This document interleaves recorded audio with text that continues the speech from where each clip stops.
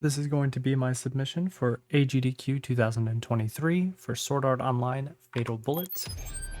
We will be running the New Game Plus Easy category. The reason for choosing this specific category is it shows off the entirety of the game at a much faster pace than any percent, and we played on easy just so that way there's no complications of, random deaths and stuff like that happening, because that can happen. We do have a pre-created save file that has a max level character with the best equipment to use for the speedrun. And the world record for this is currently 47 minutes in-game time by myself. And the real time is 58 minutes and 21 seconds also by myself. Alright, so there's a bunch of different character customization options we can do, but we're not actually worried about that. We just want to get right into the run.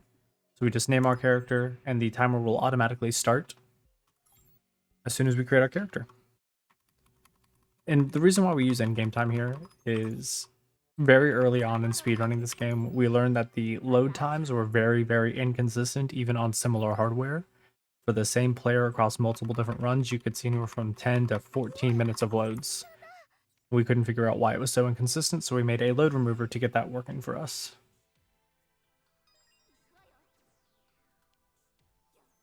So this is just the intro part of the tutorial. It's going to teach us the basic movements and objective of the game itself.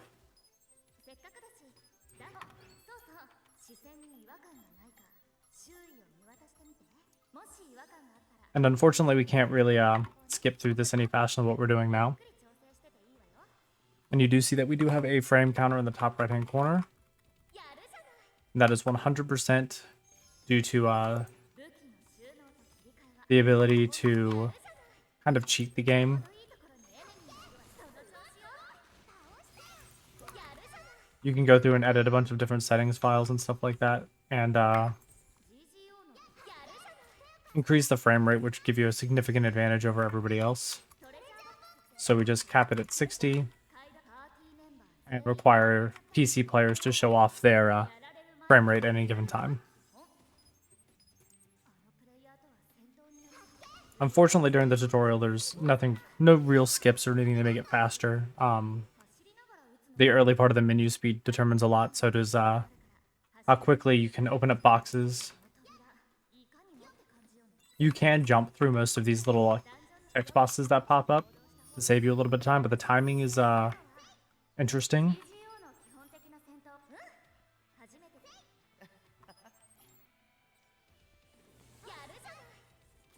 And we do have different things that we can use, like if you look down by our icon where our ammunition is, we do have a speed buff running. And that just makes us move a great deal faster, which saves a lot of time over the course of the run. And here we're just going to go ahead and close out the beginning part of the tutorial, where we obtain our first rare item. It's literally just essentially a character. And again, we could go through and customize, but we're all about saving time here.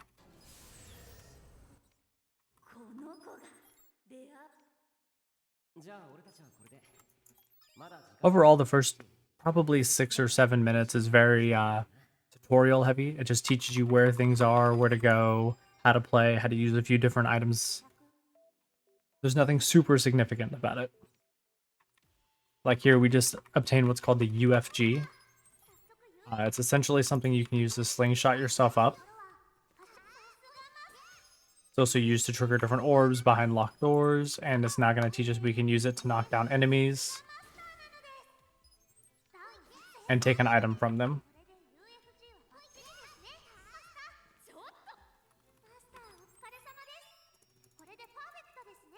But that's the end of the straightforward tutorial.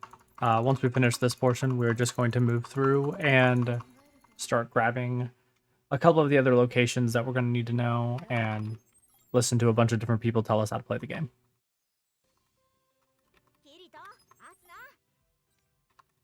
A lot of people don't necessarily like this game as a Sword Art Online game because it's not very SAO related. You don't even need to play with any of the SAO characters if you didn't want to. You could play this entire game solo. and you don't need to use a sword at any point in time.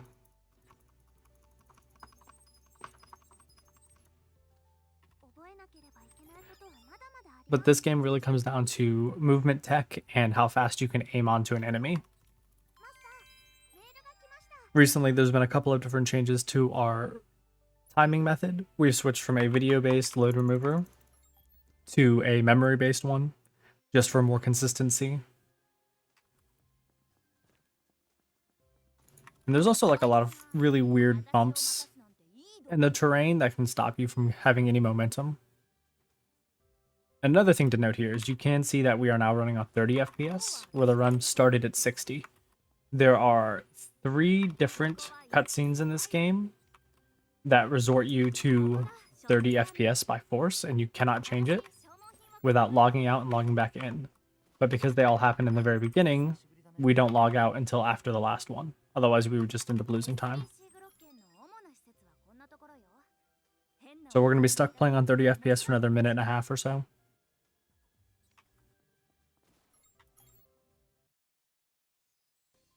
Now we get to go talk to Kirito, everybody's favorite SAO character.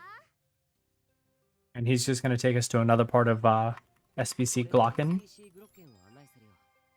where you can meet more of the characters and it'll tell you more about the game.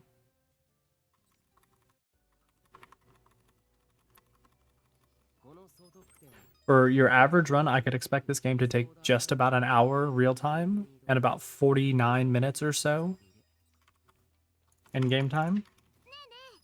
Although with an ideal run, I could probably say that we could get a 46-30 roughly in game time and about 57 minutes real time.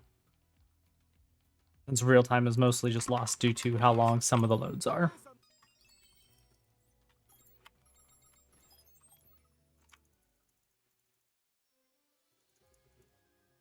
You'll also see a lot of menuing in this.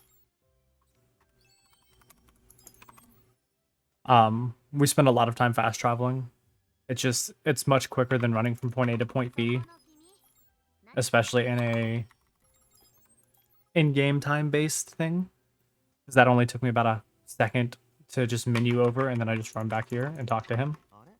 So that takes about 3 seconds, where it takes about 5 to run over to him. We have 3 more cutscenes,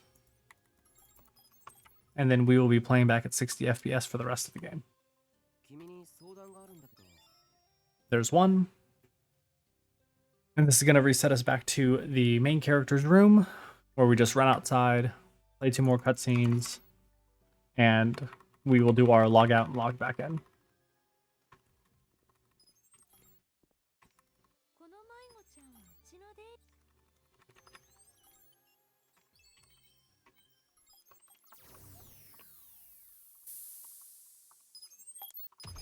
And this weird loading that we see here is actually a very common thing for a lot of runners. It's another reason why we do in-game time.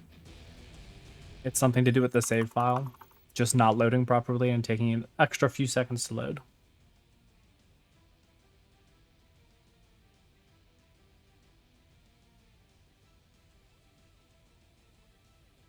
Right off the bat, we're going to be greeted by a cutscene and immediately need to go out towards our first dungeon.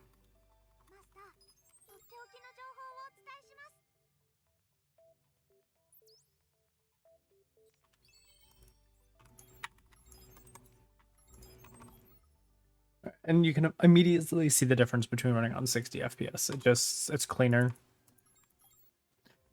It doesn't feel as sluggish. Alright, so this is one of the things that I found out recently. There is a movement speed bug that seems to happen every now and then. Your character will just randomly stutter while sprinting and cause you to lose some time. If you switch weapons, unequip or re-equip weapons or anything along those lines, it'll stop the bug from happening. So you'll frequently see me just switching items like back and forth off of like my 2 ARs, my sword and my pistol, just to keep my movement speed up.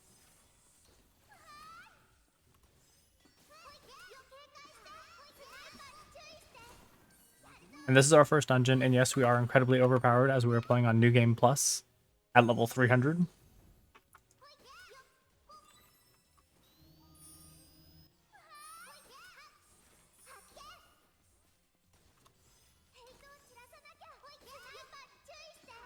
And you'll also see me use the grapple a lot towards the floor. It's just a very consistent way to keep momentum built up.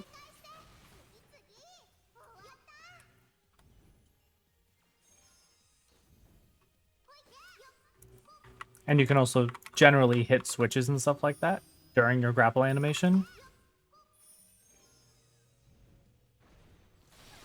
We also have two different aiming modes. We have assisted aim, which gives us this, and then the non-assisted aim where you actually manually aim at where you want to fire. For bosses, a lot of the times it's faster to use the manual aim. All right, and that is the end of the first dungeon.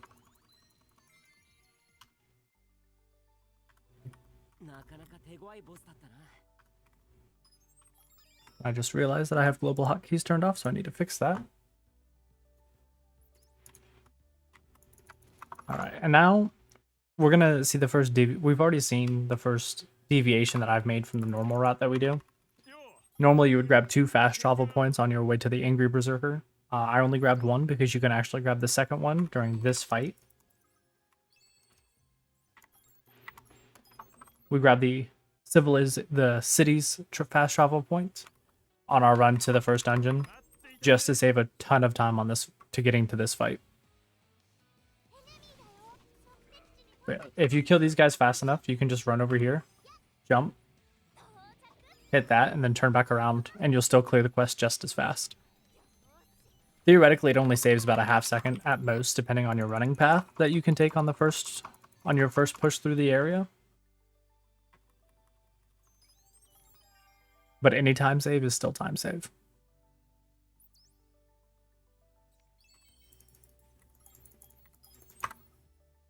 Grabbing that second fast travel point that we grabbed called Floating City ends up saving us about 5-6 seconds later on.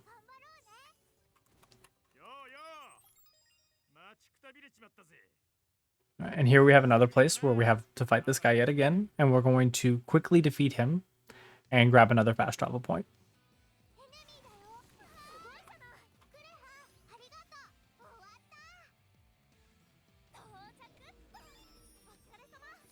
The purpose of this is it just saves time overall, because now we can fast travel specifically to the dungeons we need to get to.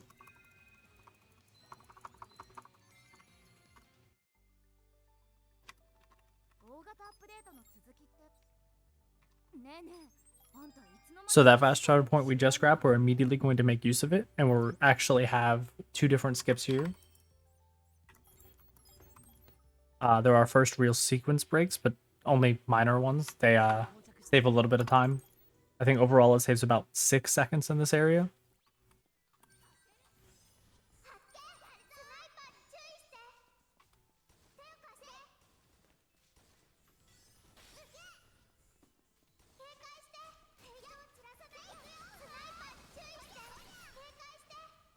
Alright, so we did manage to get that first one down. That we frequently refer to as minute skip. It saves about 4 seconds. Even if you mess it up, depending on how you mess it up, you don't really lose any time. And this second one that we're about to do is one that is not been done in a run yet. But we have seen that it does save about 1.5 seconds or so. Assuming you can get it on the first try, which I did not. Oh, I did though. So that does save time.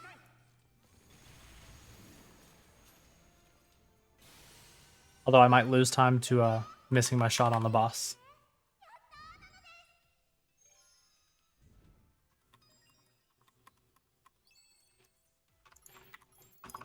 And I do what's called a pre-menu there. You can menu before the boss fight, or before the boss death animation is completed. And then when we reopen your menu after it shows the doors opening, it'll just take you back to your map.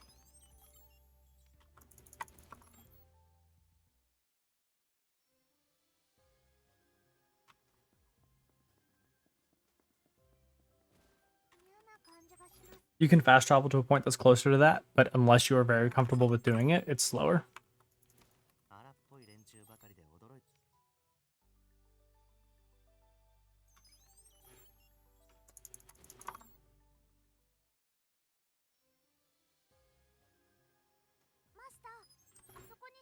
And you'll see a lot of like cutscenes that we just skip. There are what feels like a bunch of extra cutscenes in this game that makes it a little bit, I would like to say story heavy, but they don't really feel as if they contribute to the story very much. So even when you're just casually playing this game, there are several cutscenes that I just recommend ignoring. Things that don't really add up to the story or make any sense outside of context. And there's a lot of like open running spots here too, where there's not much to do other than just run. And here we have another mini sequence break, assuming I can get it. Looks like I did just fine.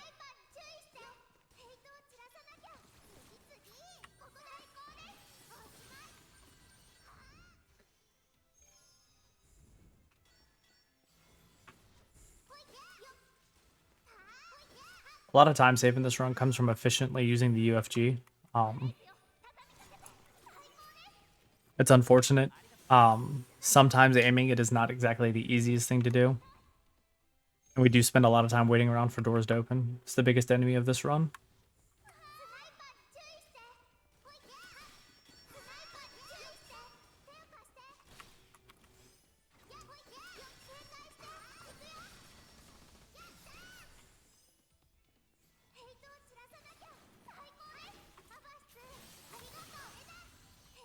And you can see like pretty much anytime there's like an open space where there's like a door that we can go through, using the UFG or even the sword skill that I used does save a pretty significant amount of time because it carries your momentum through the air. You don't have to keep going up and down.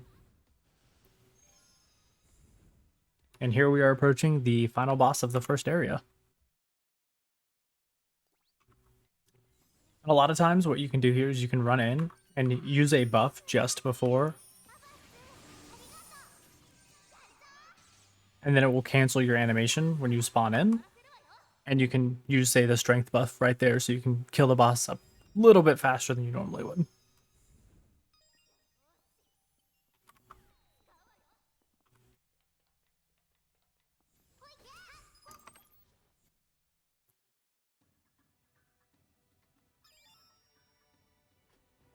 And now we're about to enter a very long running portion of the game.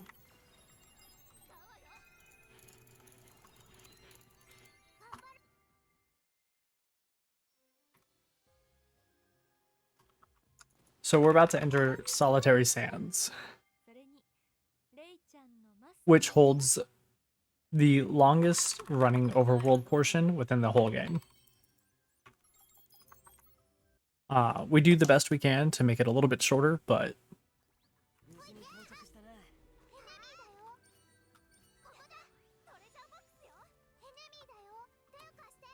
there's unfortunately not a lot we can do here.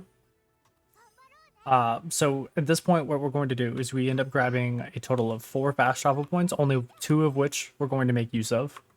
One being for the Worm's Nest, and then one being for the Underground Labyrinth and Oasis and Ship Graveyard. Out of all of those, we make use of the Worm's Nest and the Underground Labyrinth.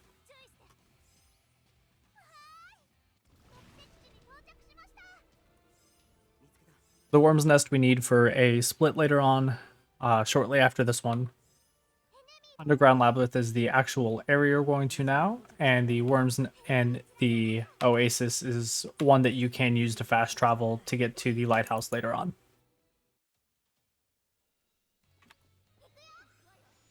And here is a potential 7-second time loss. If you miss this shot, you can run all the way around, but it's slow, and we don't like going slow here.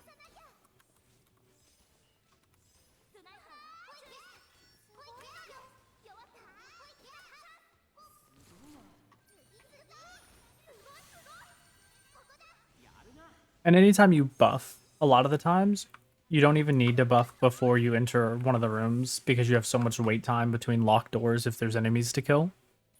The only one that I'll argue is generally worth it is the speed buff.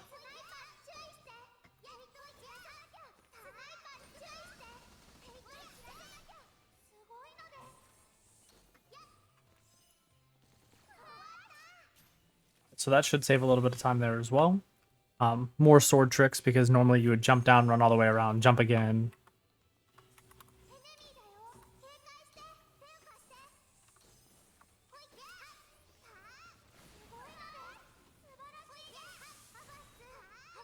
Another moment where we're stuck behind a locked door.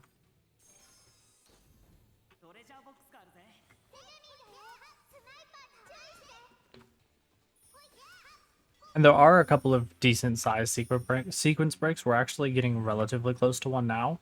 It's in the underground weapons plant. It is single-handedly the hardest trick in the game. Luckily, it has gotten relatively consistent over the years.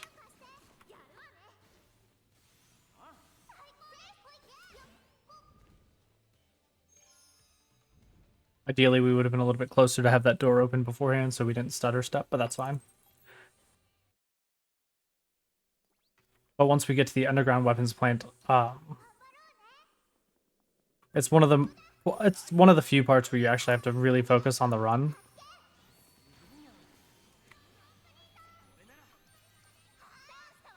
Okay, and here you have to make sure you don't jump down before the boss before the quest is cleared, otherwise the boss respawns.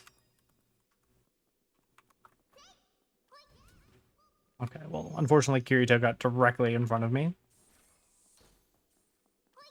Because that's another one of those things that you can land right in front of the door and save yourself some time. Alright, overall though, not a bad segment.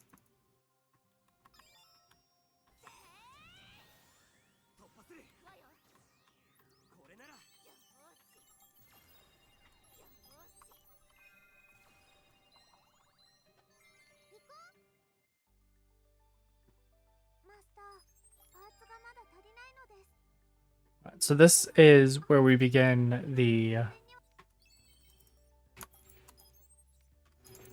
segment of the run where we frequently have to fast travel, talk to somebody, do this action, fast travel, do this action, fast travel, do this. It picks up quite a lot here.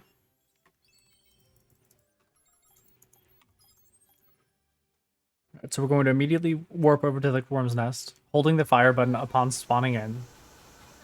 So that way we can kill all the worms.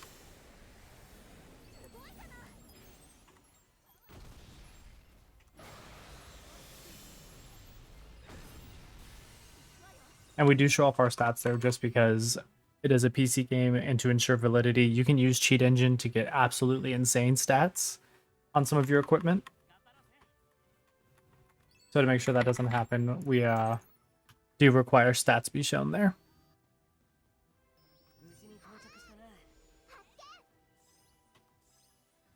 Alright, here's just another quick little run section over to the slide house.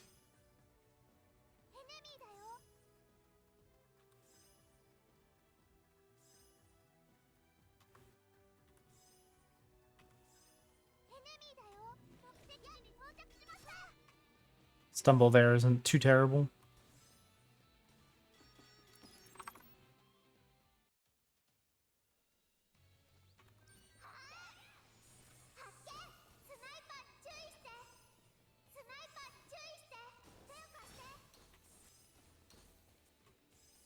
Still making use of the weapon swapping technique to maintain speed over elongated portions.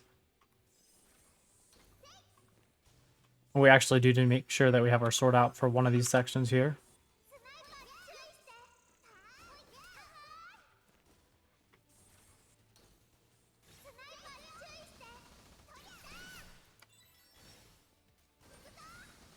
Of course, you could just do what I did and not jump.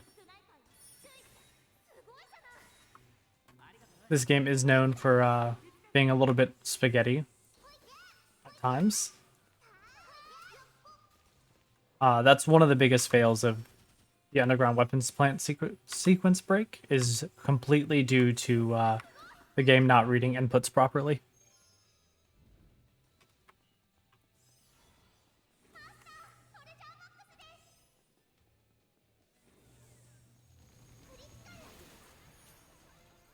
And you notice after we kill bosses, a lot of the times we'll run over to like a corner or something. It's just to make sure we're a far enough distance away to break aggro.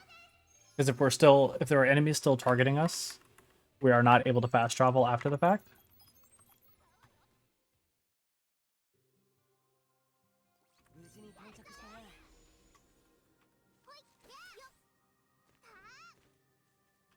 Alright, here is not nearly as long as Solitary Sands. We do run through and we grab one fast travel point for later and run over to what's called Subway A, where we have a collectathon, where we go through and hit a bunch of different terminals to activate a door. No real cool movement tech or anything to save time here, just efficient running and trying to avoid stumbles.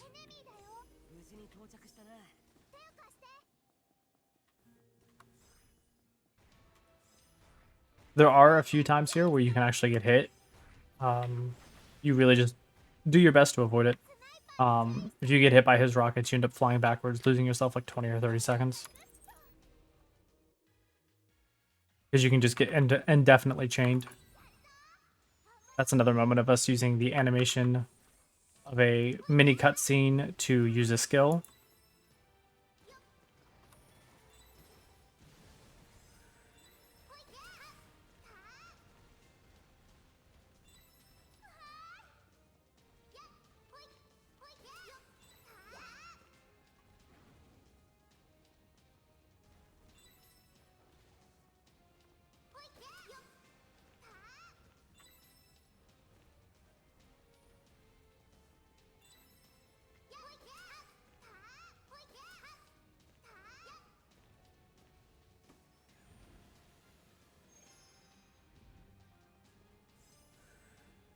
And you notice that we don't even fight that guy. The AI sometimes does, but there's never really a point for me to focus on it.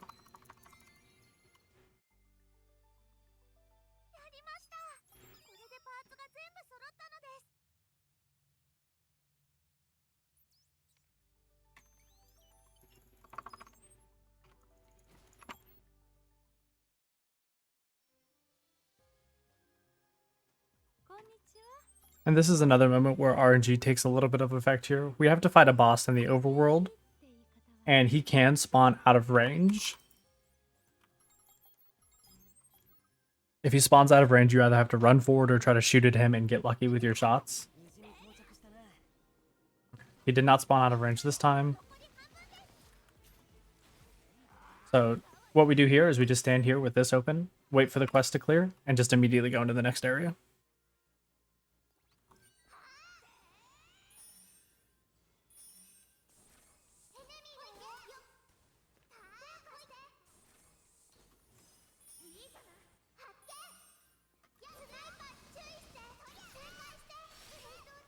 I used that skill just a little bit too early.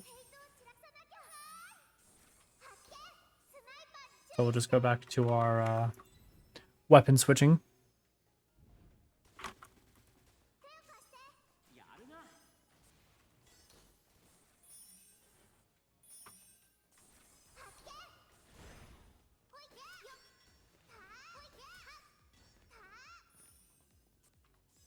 And the most amount of UFGs you can use before you hit the ground is 2. So it is kind of imperative if you're trying to go for something that requires multiple UFG shots that you don't miss any of them.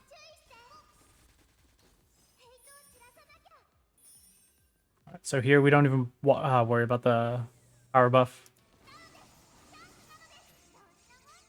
Just kill the boss and immediately sprint to the back of the room. Pre-menu, because we now have to go and get ready to go back to the Old South right outside of Subway A.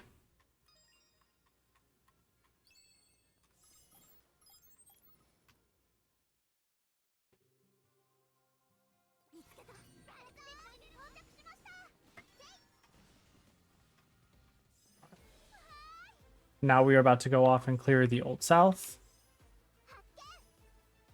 which will get us into the technical final area of the game. Unfortunately, the final area is locked behind a couple of additional quests that require us to travel back.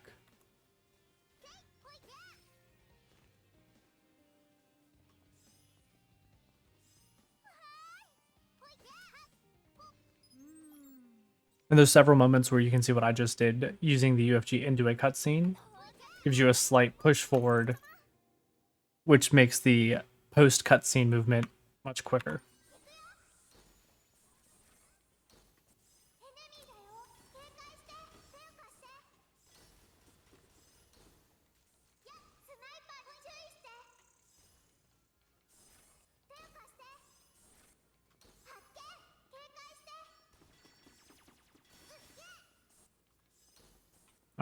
And you'll see I switch back to the AR here, and I leave assisted aiming on, so I can literally just spray in the general direction and get the kills that we need to open this door as quickly as possible.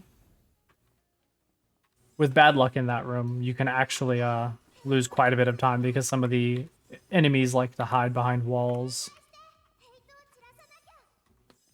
or they're just up top and you miss them.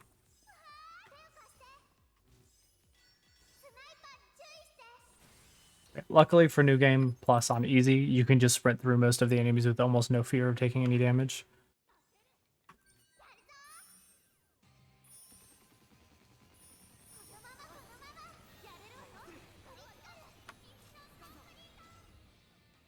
There's a faster way to technically kill that boss. You can use one of the snipers in the game to one-shot him.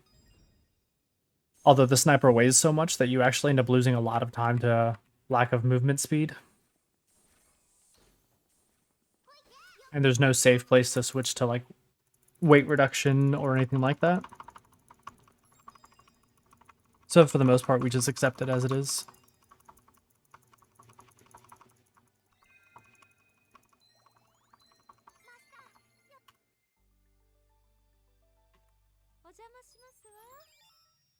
Alright, so now that we get ready to enter into the Forgotten Woods and clear the last section of the game, this is where it starts to get a little bit more finicky. Time save is sparse most of the time for runners here, because there's not a lot that you can do at this point in the game. It's pretty much just pure execution on aim, and then one sequence break.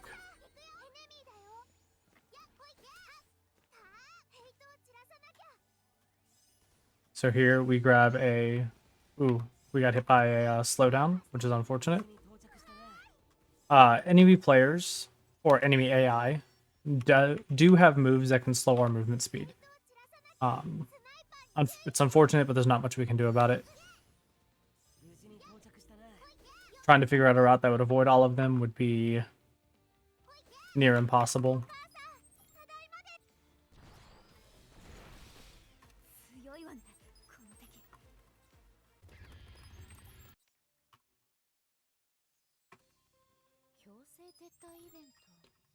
Alright, so apparently that boss was too tough for us according to the game, so now we have to go find our little Arthas system and make good. Make friends.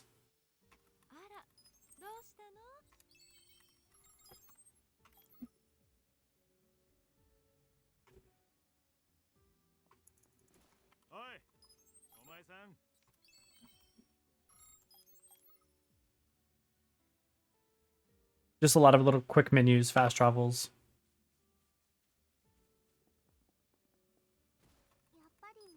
And then we fast travel right back to where that boss was and actually beat it this time.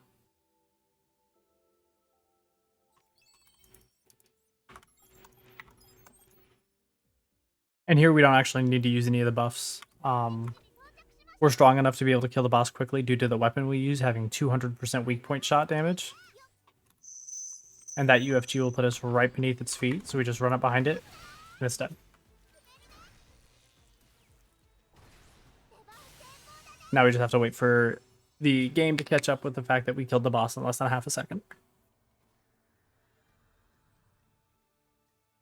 We get 2 little cutscenes, and then we get ready to form our super OP powerful squad.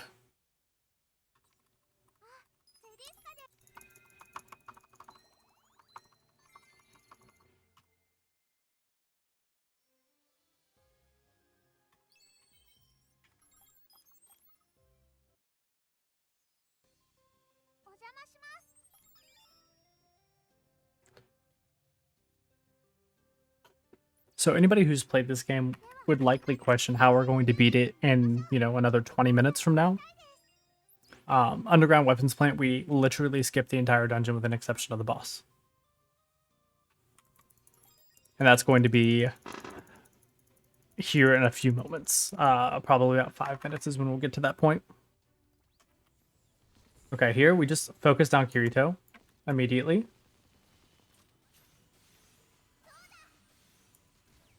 He uses a skill that allows him to dodge damage. And that's a huge waste of time. In fact, by killing him there, we are golding this split. You have to get very close in order to have a good accuracy in order to kill him as quickly as we did. Otherwise, he'll still get the skill off. And then you just wait for your first bullet to hit him, then you focus on the other 3 targets.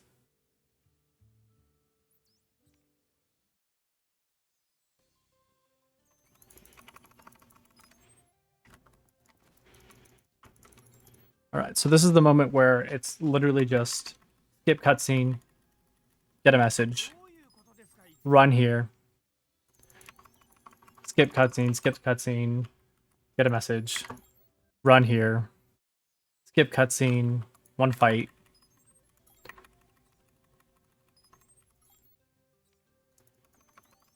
And the good thing is the cutscene animation or the cutscene skips you can do during the loading screens, so you can just bypass them.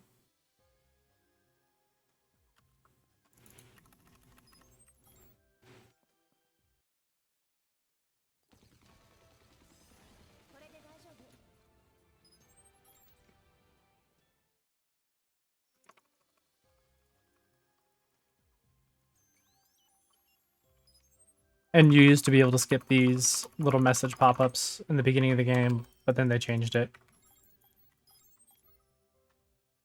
And now it's not possible. It's just changed during the run at some point. Not exactly sure why, but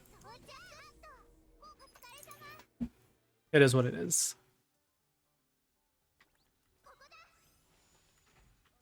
Okay, so here, there's 2 options there. What you can do, you can use the power buff into the cutscene here, or you can UFG into it.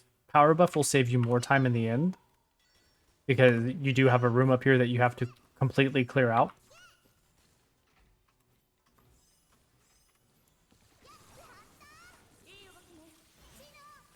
And you can't clear the room that quickly without using power form. We do have a 1 second time save here that we're just not going to do because it's too inconsistent and it can end up losing a lot more time than it saves. The UFG there I accidentally discovered one day. UFGing on the bottom of the steps skips having to run up them. Oh, I got hit by the stomp. That's probably worst case luck. And that's where your aim comes into play, because if you can just insta one hit him from underneath, it saves a huge amount of time. Otherwise, you get hit with a stomp and you end up losing 5 or 6 seconds.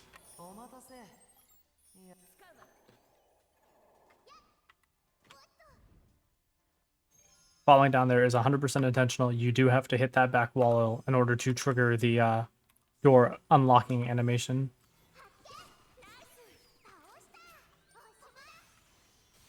Alright, and we have one last room where we have to full clear the enemies. Then we get met with a locked door that we can't unlock.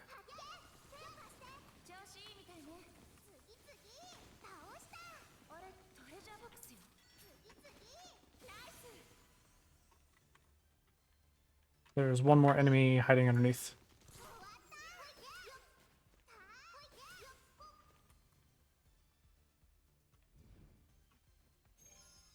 That room is filled with a bunch of unfortunate potential time losses, enemies not appearing on map and stuff like that.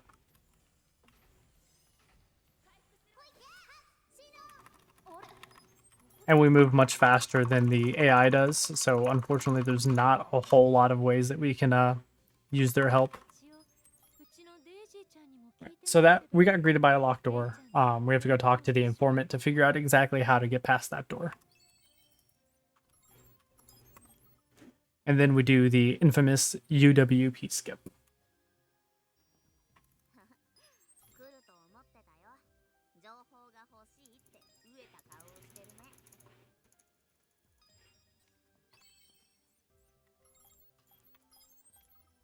And here we just warp to the Worm's Nest because it is the closest spot. And we begin a relatively short, straightforward run to the underground weapons plant.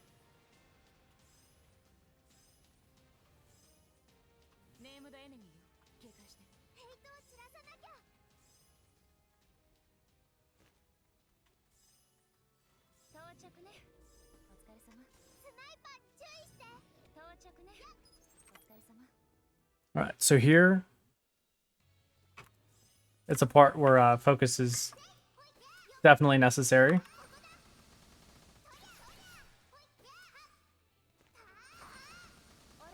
Two sword skills, and we have skipped the entire dungeon.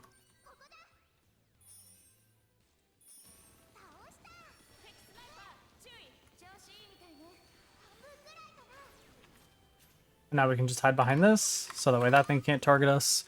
It'll eventually blow up. We get our quest cleared.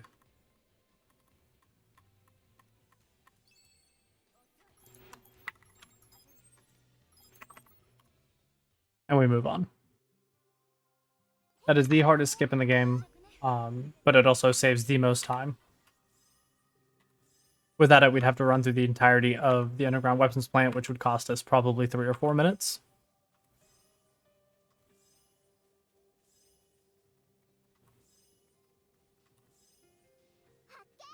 And there are 3 different setups for it. The one that I do happens to be the quickest one. There is one that moves potentially a small amount faster, but you have to deal with using 3 skills and only on 1 wall.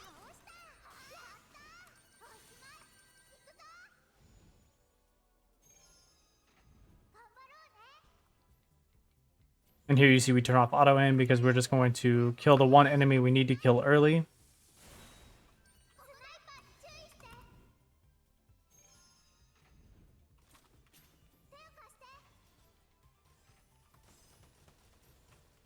And this is very similar to the last actual dungeon we ran through. The only difference being is the doors are all locked. So we have to manually run through and hit switches to unlock doors.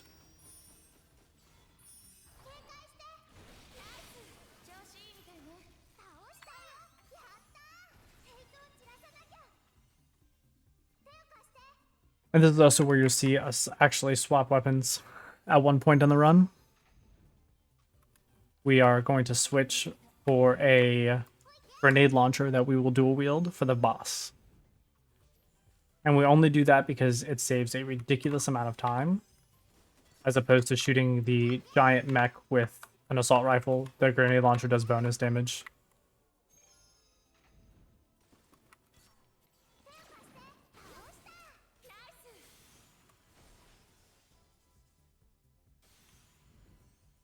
And now we do what's called the meme skip.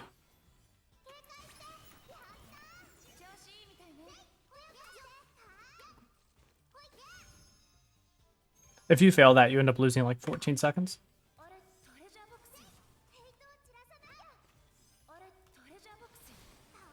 So we kill that guy, run under this door,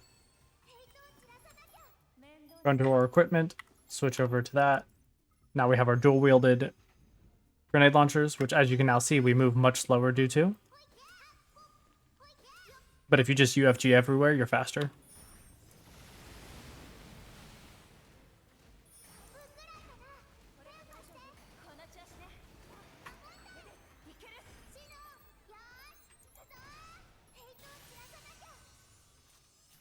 But he is very much quicker to kill this way.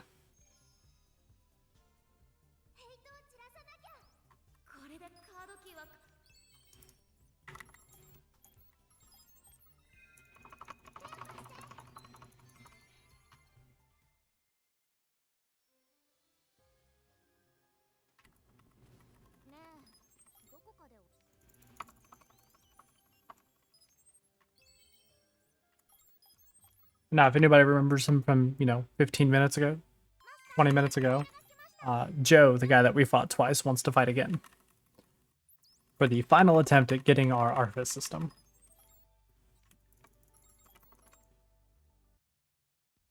But at this point, even giving him, the last half hour to power up, he's still nowhere near strong enough to actually take us down, and we'll just kill him before the, mission even pops up.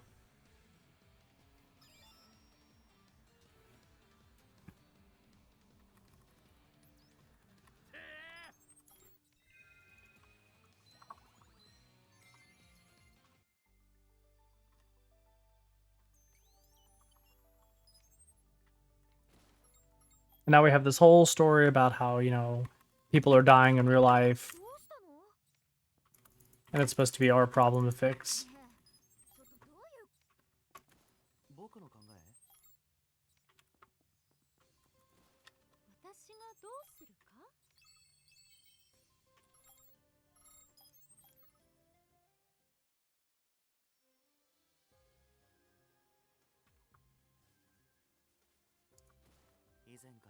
This guy wanted to talk outside, very far away from everybody else, apparently. It's like he's special.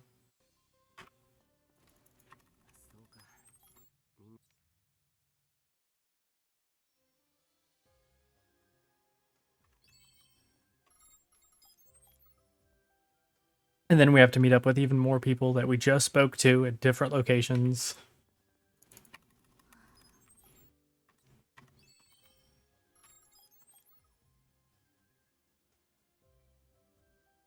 Yeah, there's several portions of this game where we literally just spend time fast traveling and running.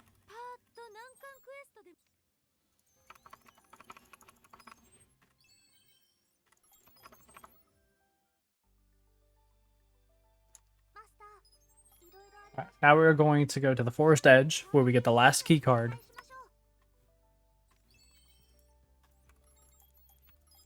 That fast travel point we got forever ago. Well, that was unfortunate. You can just quickly get over there.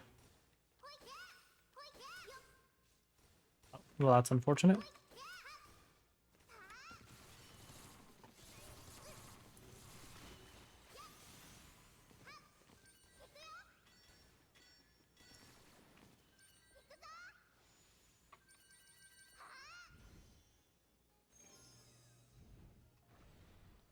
All right, and during this area, using Human Fortress to prevent knockback and stuff is, I'm not going to say it's required, it's just smart to do because there's a lot of enemies whose attacks can hit you that will literally knock you back.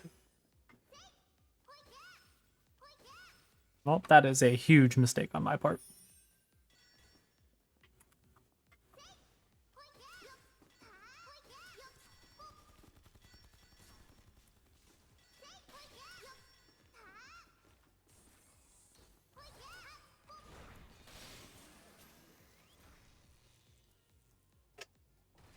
As you can see, there's a lot of jumps that we do that can save time or can be a lot of wasted time. Pretty much anytime we can try to cut a corner, we're going to try to cut a corner. Like right here. It doesn't save a huge amount of time, but it saves enough time that it... Okay. Okay, that worked. Yeah, failing these costs you way more time than they do save. But at some point we do need to go for them, otherwise we're not going to be going fast enough to have a decent time. Okay, for a second I thought I missed one of the enemies.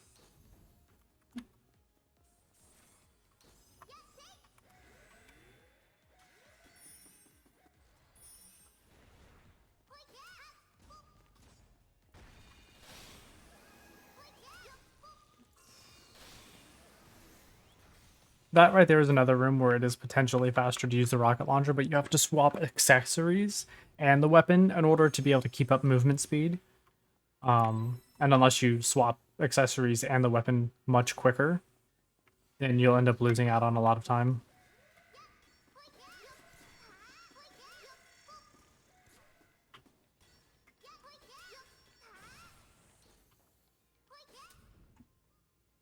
Another moment where we use the UFG to slide into the room so that way the cutscene can play.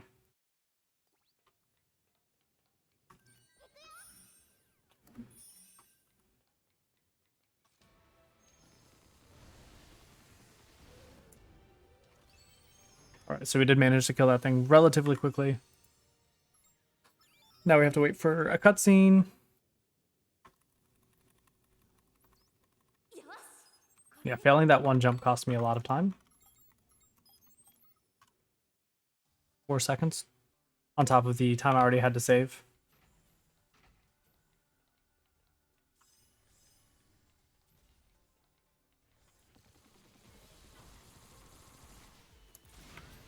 Unlucky.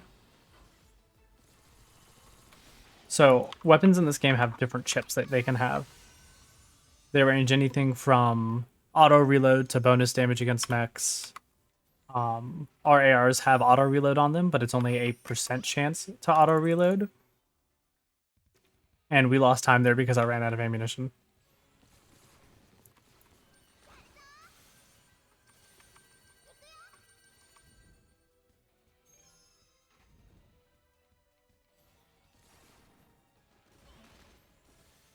Not necessary to kill those guys, but it does make it more consistent to run past them.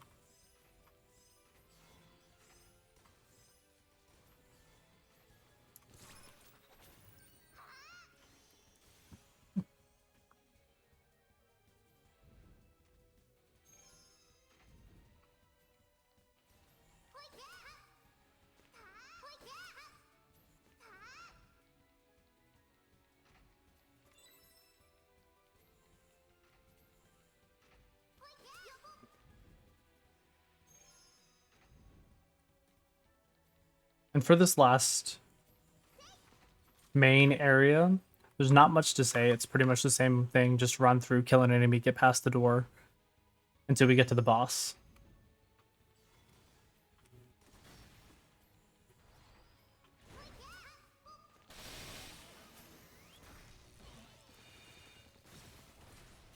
And this is by far one of the more easier to cheese, but harder to actually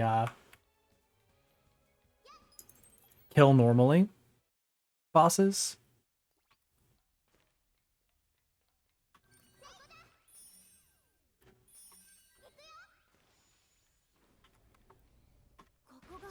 What's unfortunate there is I did not get the UFG to slide forward. So now we're going to start a little bit further back than I want to. It does show us up next to the terminal, but we are nowhere near the terminal. So this is Mother Claudia.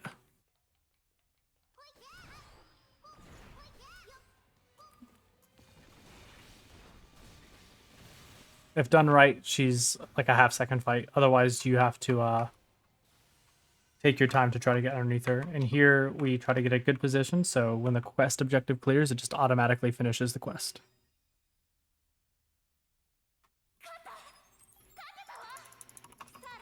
Alright, and here we should be able to save some time.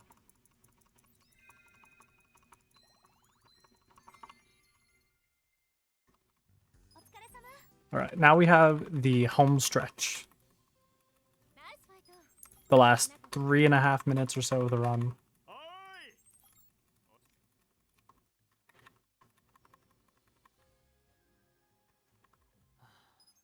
Because we've technically cleared the game as far as the story. There is a requirement after defeating Mother Claudia to actually roll credits, though.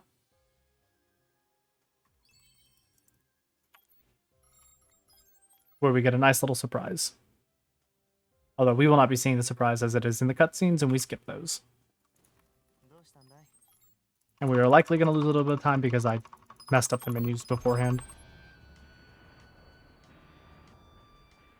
And that is a forced log off.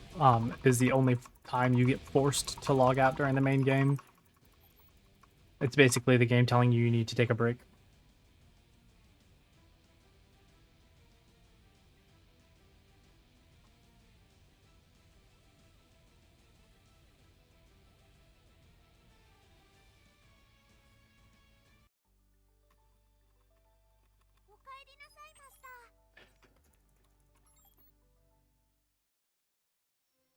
Now we come out here, get approached by this weirdo, get a message saying Kuraha wants to fight us. And we're all about fighting Kuraha.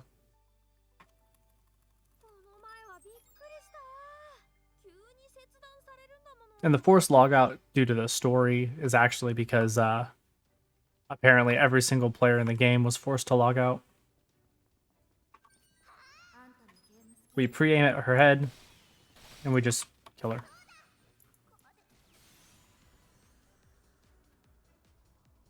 And then we'd get to wait around while the game, you know, figures out, oh wait, she's dead.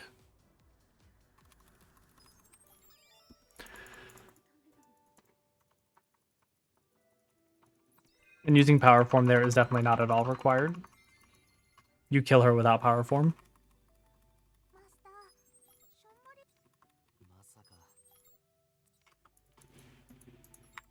And now this is the let's talk to everybody because everybody's quitting.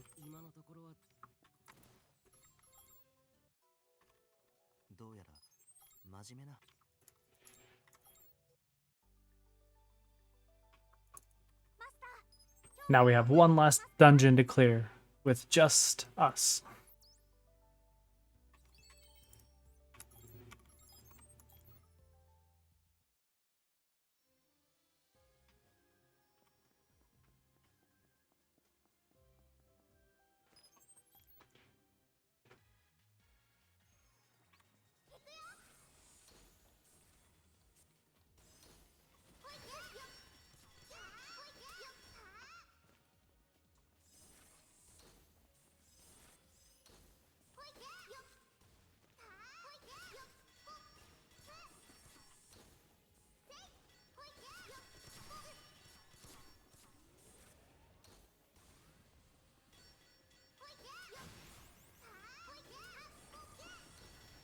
It's actually a really scary room right there. If you get hit by that blast, it'll knock you way off course. Or if any of these barrels hit you. As you can see, my HP is relatively low. Even though we are max level.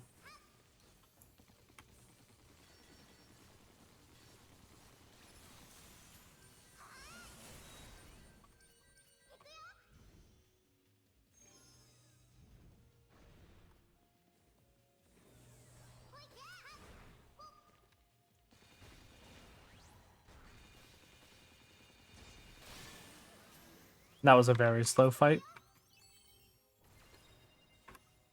But that's what happens when they decide to do their kick.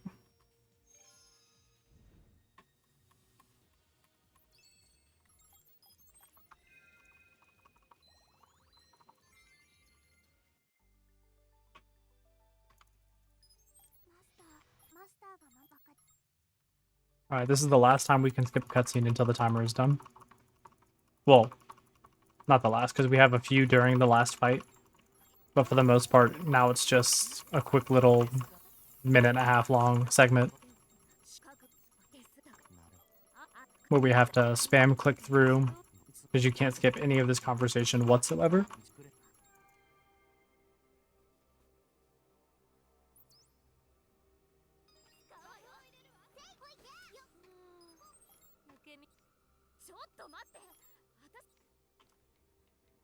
Now we run into this teleporter, use our strength buff.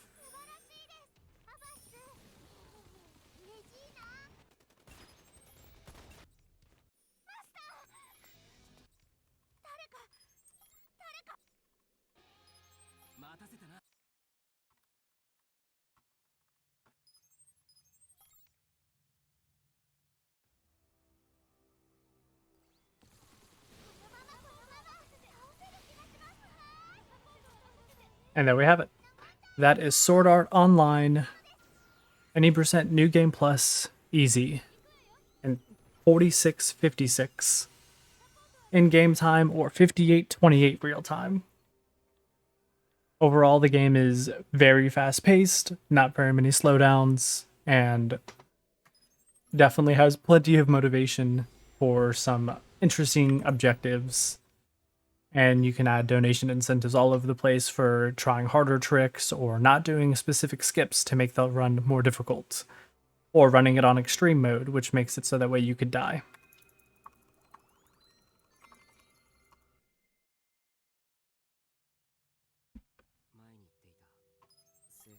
It could also be ran as a very well done race between 2 or 3 other runners in the top 3 within the top 3. Now we just have these last couple cutscenes and then we roll credits.